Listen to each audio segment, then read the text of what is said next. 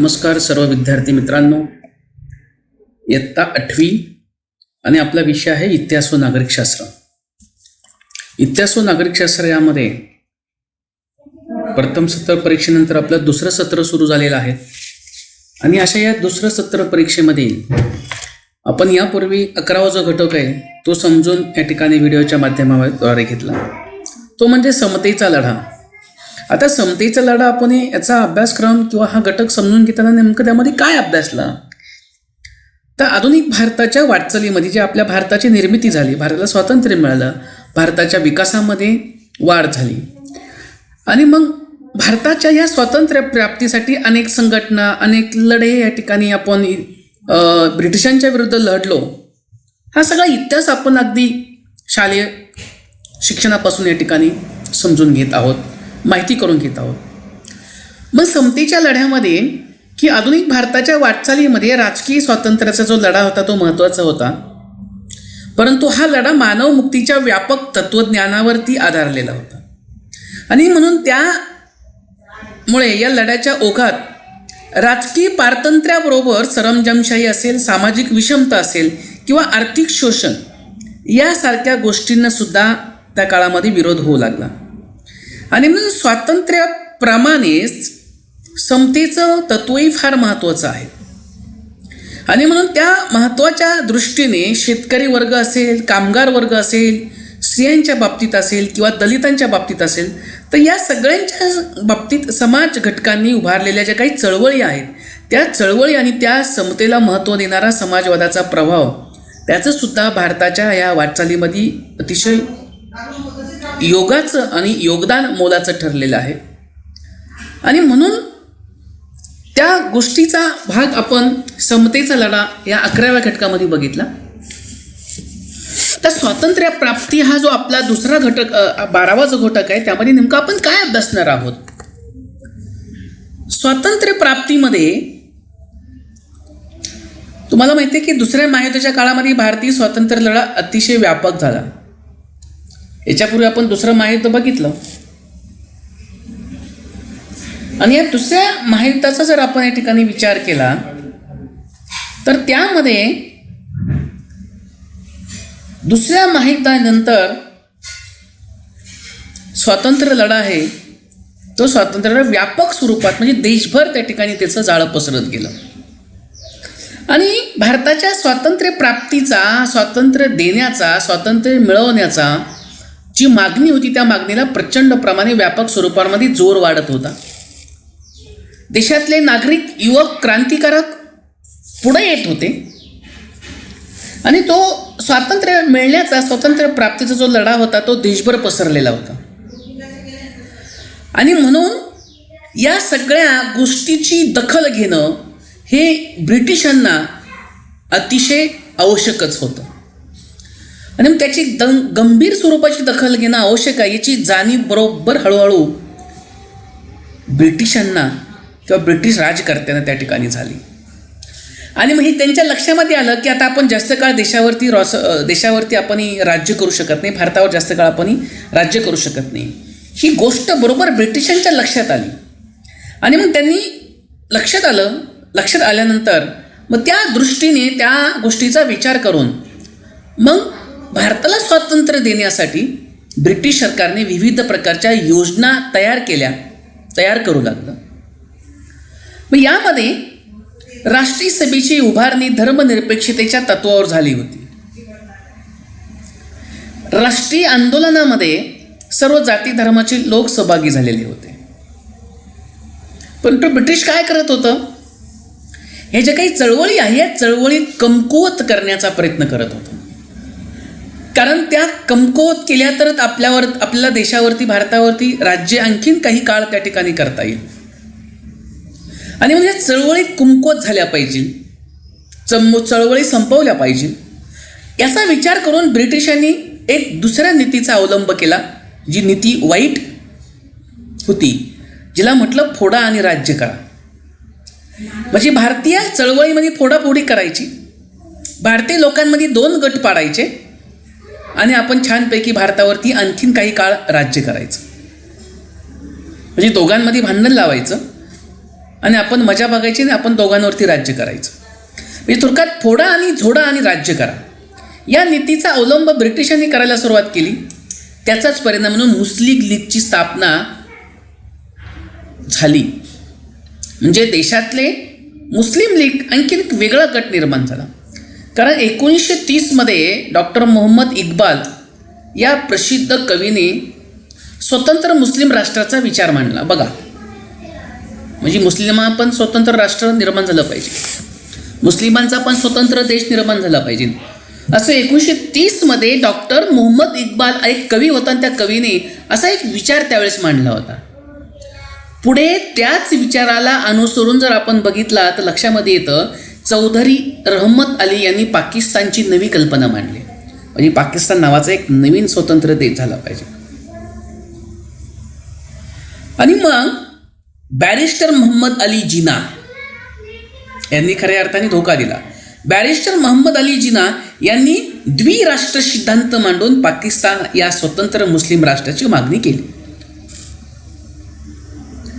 आणि राष्ट्रीय सभा ही केवळ हिंदूंची संघटना आहे, तिच्यापासून मुसलमानांचा काही फायदा होणार नाही, असा अपप्रचार बॅरिस्टर जिना आणि मुस्लिम लीग यांनी सुरू केला. त्यातूनच पुढे व्हेवेल योजना जून 1945मध्ये भारताचे व्हाईसराय लॉर्ड व्हेवेल यांनी एक योजना तयार केली होती. त्या योजनेमध्ये काय तरतुदी होत्या? त्यात असं सांगितलं होतं की दलित यात केंद्रीय आणि प्रांतिक विधिमंडळामध्ये मुस्लिमांना आणि दलितांना अल्पसंख्यांना प्रतिनिधित्व देण्यात येईल. म्हणजे मुस्लिम समाजातील लोकांना सुद्धा त्यामध्ये प्रांतिक विधिमंडळामध्ये आणि केंद्रीयमध्ये मुस्लिमांच्या प्रतिनिधींना संधी देण्यात येईल.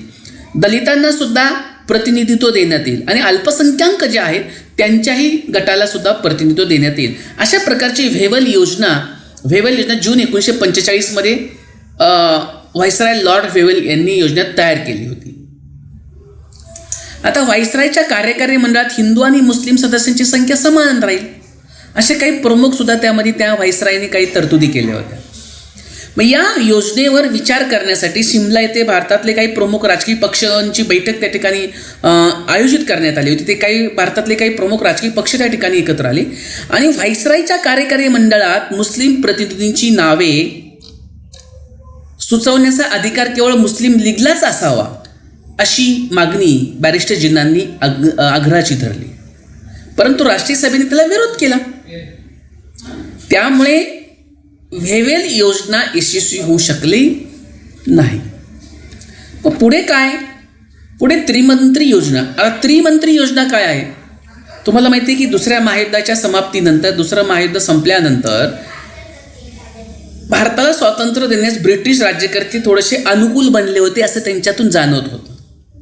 ब्रिटिश प्रधानमंत्री ॲटली यांनी पार्लमेंटमध्ये भारताविषयीचं काही जे धोरण आहे ते धोरण स्पष्ट केलं होतं. त्यानुसार भारताविषयीचं धोरण स्पष्ट केल्यानंतर भारतीय जनतेचा भारतीय संविधान तयार करण्याचा अधिकार मान्य केला होता.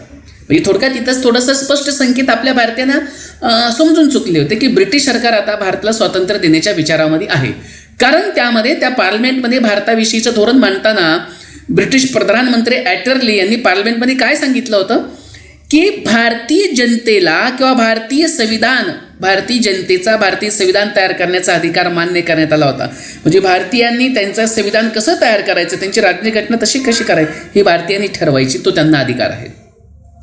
अल्पसंख्याकांचे प्रश्न भारतीय स्वातंत्र्याच्या आड येणार नाहीत हे त्यावेळेस स्पष्ट केलं होतं.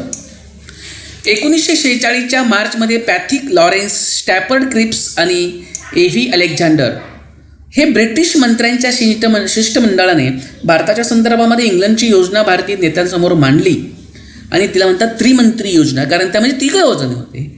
मार्चमध्ये पॅथिक लॉरेन्स 1, स्टॅफर्ड क्रिप्स 2 आणि एव्ही अलेक्झांडर हे 3 ब्रिटिश मंत्री होते.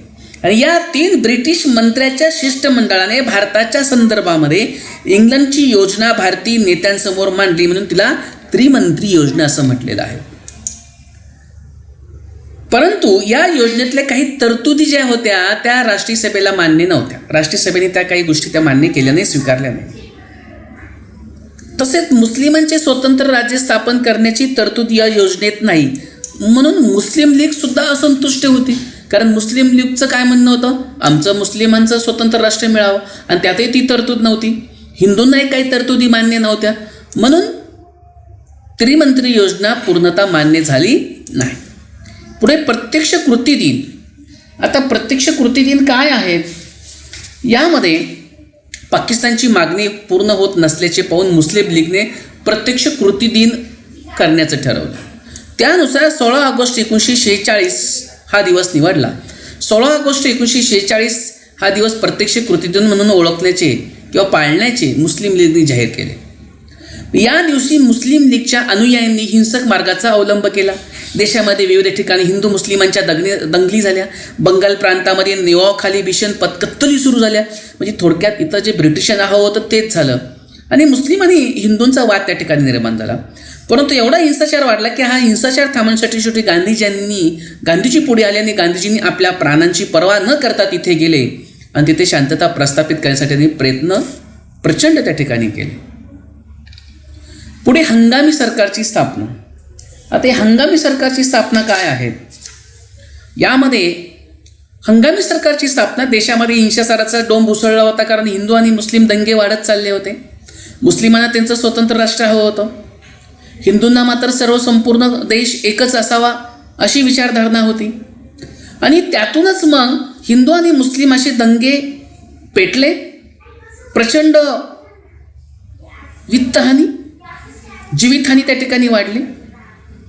देशामध्ये हिंसाचाराचा डोंब उसळला, आणि एवढा मोठ्या देशामध्ये हिंसाचाराचा डोंब उसळला असताना एवढे जातीवाद त्या ठिकाणी निर्माण झाल्यानंतर त्यावेळेस व्हाईसरॉय फेवल यांनी हंगामी सरकारची स्थापना केली, आणि पंडित जवाहरलाल नेहरू या सरकारचे प्रमुख होते. हंगामी सरकारमध्ये सामील न होण्याचा निर्णय सुरुवातीच्या काळात मुस्लिम लीगने घेतला की आम्ही हंगामी सरकारमध्ये सुद्धा सहभागी होणार नाही. पण काही काळानंतर मुस्लिम लीग सरकारमध्ये सामील झाली, परंतु मुस्लिम लीगच्या नेत्यांनी अडवणुकीची भूमिका घेतल्यामुळे हंगामी सरकारचा कारभार सुरळीत चालू शकला नाही. तर अशा प्रकारे मुस्लिम आणि हिंदू यामध्ये दोन विभाग जनतेमध्ये त्या ठिकाणी पडले, दोन गट त्या ठिकाणी पडले. हंगामी सरकारची स्थापना करूनही त्या ठिकाणी फारसा उपयोग त्या ठिकाणी झाला नाही. आणि पुढे मग माउंटबॅटन योजना. आता माउंटबॅटन योजना काय, त्यावेळेस इंग्लंडचे पंतप्रधान ॲटली यांनी जून 1948 पूर्वी इंग्लंड भारतावरील आपली सत्ता सोडून देईल अशी घोषणा केली. ही जर स्पष्ट घोषणा केली की जून 1948च्या अगोदरच ब्रिटिश सरकार इंग्लंड भारतावरील आपलं राज्य सत्ता सोडून देईल अशी घोषणा केली, घोषित केलं. मग भारतातील सत्तांतराच्या पार्श्वभूमीवर लॉर्ड माउंटबॅटन यांची भारताचे व्हाईसरॉय म्हणून नियुक्ती केली. लॉर्ड माउंटबॅटन यांनी भारतातील प्रमुख नेत्यांसोबत विचारविनिमय भारतातले काही प्रमुख नेत्यांना एकत्र बोलून त्यांच्याबरोबर चर्चा केली, त्यांच्याबरोबर विचारविनिमय केला. त्यानंतर चर्चा विनिमय केल्यानंतर भारत आणि पाकिस्तान या दोन स्वतंत्र राष्ट्राची निर्मिती करण्याची योजना त्यांनी तयार केली, लॉर्ड माउंटबॅटन यांनी. परंतु राष्ट्रीय सभेचा फाळणीस विरोध होता. जे आपल्या भारतामध्ये राष्ट्रीय सभा होती, या राष्ट्रीय सभेचा विरोध होता की भारताचे दोन तुकडे नको आहे, दोन राष्ट्र नको आहे, दोन स्वतंत्र राष्ट्राची निर्मितीला राष्ट्रीय सभेचा विरोध होता. देशाचं ऐक्य हा राष्ट्रीय सभेच्या भूमिकेचा मूळ आधार होता. परंतु मुस्लिम लीगने पाकिस्तानच्या निर्मितीचा हट्ट सोडला नाही. त्यामुळे आता पर्याय नाही आहे. मुस्लिम लीग स्वतंत्र राष्ट्र मागते आणि मुस्लिम लीग थांबायला तयार नाही, मागे घ्यायला तयार नाही. मग असा प्रश्न पुढे निर्माण झाल्याशिवाय प्रश्न संकट निर्माण झालं. त्यामुळे आता फाळणी केल्याशिवाय दुसरा कोणताही पर्याय उरला नाही. शेवटी राष्ट्रीय सभेनं अत्यंत नाविलाजाने, अतिशय दुःखाने या फाळणीच्या निर्णयाला मान्यता दिली. आणि मग पुढे काय घडलं, भारतीय स्वातंत्र्याचा कायदा केला. लॉर्ड माउंटबॅटन योजनेद्वारे 18 जुलै 1947 रोजी इंग्लंडच्या पार्लमेंटमध्ये भारताला स्वातंत्र्य देण्याचा कायदा संमत केला. आणि मग ठरल्याप्रमाणे 15 ऑगस्ट 1947 रोजी भारत स्वतंत्र झाला. आणि त्याचबरोबर पाकिस्तानसुद्धा स्वतंत्र झाला. शेवटी 2 राष्ट्र 2 देश स्वतंत्र वेगळे अस्तित्वात येतील. त्यानंतर त्यांच्यावर ब्रिटिश पार्लमेंटचा कोणताही अधिकार राहणार नाही, म्हणजे इंग्रजांचा ब्रिटिशांचा काही संबंध राहणार नाही. दोन्ही संस्थानावरील ब्रिटिशांचे स्वामित्व अधिकार संपुष्टात येईल. त्यांना भारत अथवा ज्यांना भारतात राहायचे ते भारतात सामील होतील, ज्यांना पाकिस्तानमध्ये सामील व्हायचे त्यांनी पाकिस्तानमध्ये सामील होता येईल किंवा स्वतंत्र राहतील अशी तरतूद त्या कायद्यामध्ये करण्यात आली होती काही संस्थानांना. मग ठरल्याप्रमाणे स्वातंत्र्य प्राप्ती. भारतीय स्वातंत्र्याच्या कायद्यानुसार 15 ऑगस्ट 1947 रोजी भारताला स्वातंत्र्य देण्यात आले आणि त्याच्या आदल्या दिवशी म्हणजे 14 ऑगस्ट 1947च्या मध्यरात्री दिल्ली येथे 14 ऑगस्टला मला वाटतं म्हणजे पाकिस्तान म्हणजे भारत आणि पाकिस्तान अशी 2 स्वतंत्र राष्ट्र निर्माण झाली. 15 ऑगस्ट म्हणजे 14 ऑगस्टला रात्री 12 वाजल्याच्या ठोक्यानंतर 15 तारीख सुरू होती. 14 ऑगस्ट 1947च्या मध्यरात्री दिल्ली येथे संसद भवनाच्या सभागृहात संविधानाची बैठक सुरू झाली होती. संविधान म्हणजे जी राज्यघटना आहे. मध्यरात्रीचे 12चे ठोके पडले आणि भारताचे पारतंत्र्य संपले. ब्रिटिशांचा युनियन जॅक जो ध्वज होता तो बरोबर 12चा ठोका झाल्यानंतर तो खाली उतरवला आणि त्याच जागी भारताचा तिरंगा ध्वज फडकवण्यात आला आणि आपला भारत 150 वर्षाच्या गुलामगिरीतून भारत ब्रिटिशांच्या तावडीतून मुक्त त्या ठिकाणी झाला, ब्रिटिशांच्या अन्यायातून मुक्त झाला. 150 वर्षे भारतावरती ब्रिटिशांनी राज्य केलं आणि या 150 वर्षाच्या गुलामगिरीतून भारत एक स्वतंत्र देश निर्माण झाला. आणि स्वातंत्र्य प्राप्तीचा आनंद निर्भय नव्हता. देशाची फाळणी झाली. त्यावेळी झालेल्या भयानक हिंसाचारामुळे भारतीयांच्या मनामध्ये प्रचंड दुःख होतं. भारतीय जनता प्रचंड दुःखी होती. स्वातंत्र्याच्या सोहळ्यात सहभागी नव्हता. गांधीजींनी बंगालमध्ये जीवाचे रान करत होते. भारताला स्वातंत्र्य मिळाल्यानंतर अवघ्या 6 महिन्यात 30 जानेवारी 1948 रोजी नथुराम गोडसे नावाचा एक माथेफिरू त्या व्यक्तीने गांधीजींचा निगृण खून केला, हत्या केली. हिंदू मुस्लिम ऐक्य टिकवण्यासाठी गांधीजी अहर्निश झटले आणि त्यासाठी त्यांनी आपल्या प्राणाचे मोल त्या ठिकाणी दिले. अशा प्रकारे 15 ऑगस्ट 1947मध्ये आपल्या देशाला स्वातंत्र्य मिळालं. स्वातंत्र्याची प्राप्ती त्या ठिकाणी झाली. तर अशा प्रकारे आपण जो 12वा घटक आहे तो म्हणजे स्वातंत्र्य प्राप्ती हा धडा व्हिडिओच्या माध्यमातून व्यवस्थित समजून घ्या. धन्यवाद विद्यार्थी मित्रांनो.